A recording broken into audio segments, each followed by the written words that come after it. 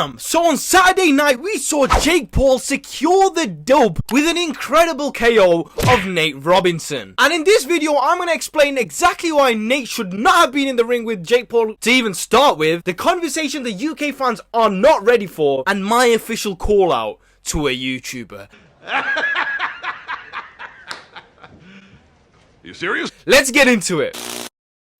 Oh, hi. It's your boy Vibe Sport Forward back in the building with another video. Today we're going to be talking about exactly what I've already mentioned. Nice. And on Saturday night we saw Jake Paul secure the victory, secure the dub with a fantastic KO of basketballer Nate Robinson. It was a beautiful counter shot. Although the fight itself was a bit boring due to Nate's clinching strategies of running forward and grabbing, Jake dealt with that and he delivered that beautiful counter shot and ultimately ended the fight. Jake was very clever. He took the step back and it was good night. Now I'm all for celebrity boxing and YouTube boxing, but my little thing is it has to be at the same level. Now, for example, KSI, Logan, Jake, they are at the same level. Nate Robinson, on the other hand, even though he's a professional basketball player and someone who's been regarded as this incredible athlete, boxing is a completely different sport. For him to have his first fight against someone like Jake Paul shouldn't have happened, because Jake's had a handful of fights, has been training for a couple of years, and is improving every single time. But fair play to Jake, he took the fight and he dealt with it exactly how he should, and that's why we saw the knockout. The levels were very visible. Anyways, Jake, let's talk about Mr. Paul himself. I am very impressed with this kid. Every single time I see him, his levels are getting better and better and better. It's like every single time he improves in something, in some department. He has improved so much from that first Deji fight where his nose was busted up and he still got the victory. The feints, the counters, the reading of his opponents, just every part of his game seems to be getting better and better. Even in training videos when I see him, he's actually improving. I know my UK people don't like to admit it because they don't like Jake Paul, but no!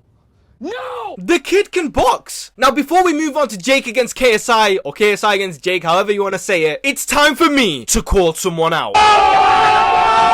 I've been involved in the world of boxing for a while now. Wait a minute. Who are you? And I've been training up for the last few years. Spotted some absolutely top-notch quality fighters that box me around the ring, but I got experience from it. And if you don't believe about my experience, your boy's covered some of the biggest fights, alright? Look, got all the credentials here. Got all these credentials. I am accredited to talk about boxing, alright? Now, this YouTube boxing thing has intrigued me. I know Mr. Adam Saleh loves his boxing, and he's a great fighter, let's not take it away from him. But he can barely ever find an opponent due to his size. Well, Adam, look no further, my friend. I am officially calling out Adam Saleh for the next YouTube boxing card. Spicy. Yeah, boy. I believe that I'm more stronger, more clever, and just a better man in the ring, to be honest. Adam, send me a location. Just send me a location. Now, in all fairness though, that would be the only fight for me if I ever did get in the ring. Or maybe even Bryce Hall.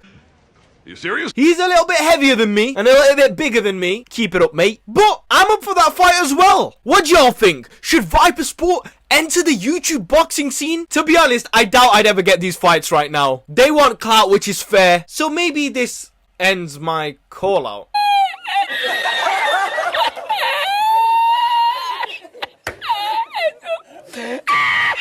Well, that went well. Anyways, back to Jake and KSI. Alright, lads and lasses, we need to have a real talk here, a real debate. We need to have an open and honest debate here. What is happening when these two finally step in the ring and face off against each other? Well, here's what I think. It's gonna break loose. Not only the build-up and the magnitude of the event, but the actual fight. Woohoo! Okay, there's a lot of scenarios to get through here. Let's look at it like this. Jake has done very well with people who come straight at him. Look, Gib came crabbing forward towards him, and Nate dribbled his way into Jake's shots. Now, initially I thought, okay, JJ has a similar thing where he literally comes forward. But to be honest, I went back and watched the JJ against Logan fight, and low-key, JJ was very disciplined. He was going nicely to the body and landing right hands on the head of Logan. And bear in mind, Logan is 6'2", 6'3", which means he's taller than both JJ and Jake. So should JJ find his reach and the distance early, he could start landing those right hands on Jake. JJ also implemented his defense in the fight, putting his hands up, but but we also remember those wild swings which would work in the favor of Jake. It could be JJ's downfall in the fight. To beat Jake, JJ would have to shift his game a lot more to being lighter on his feet with feints and using calculated shots, or else he's gonna get beat because Jake can counter and he's, like I said, very good. For me, it's very interesting on Jake's side because I want to see how he would deal with JJ's antics. JJ won't run at him straight away and would throw a variety of shots, but if JJ doesn't shift certain things, I believe Jake can beat him. But then again, Jake hasn't dealt with someone like JJ. This fight is so good, man. Honestly, I can't wait to see it. Inshallah, we get it next year. Guys, let me know who you think wins, and I'll catch you guys shortly.